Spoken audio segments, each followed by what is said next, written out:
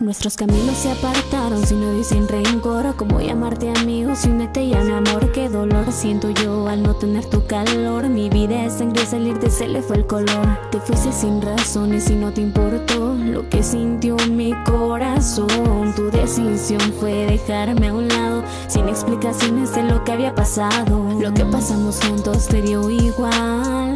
Me pregunto qué hice mal, sin voltear siquiera para decirme adiós. Se te olvidó lo que vivimos, sin decirme la razón de tu desprecio. Me dañas y todavía te aprecio. Todo iba perfecto y aún no me lo explico. Mi amor fue muy grande para uno tan chico. Pero ya no te necesito conmigo. Todavía me acuerdo de ti, todavía pienso en ti. Pero ya no te imagino a mi lado. Espero que seas feliz, espero no ir tras de ti. Te fuiste sabiendo que te quería, que al soltar mi mano triste me pondría. A pesar de todo no te he borrado y tú solamente te has alejado. Se me hace difícil querer a otro porque recuerdo lo de nosotros. ¿En dónde estarás? Yo no lo sé.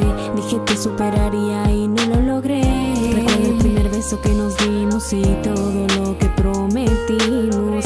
¿Para qué enamorarme si no ibas a cuidarme?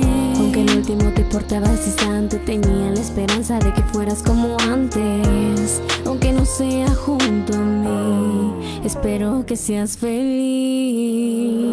Todavía te extraño, pero ya no te necesito conmigo.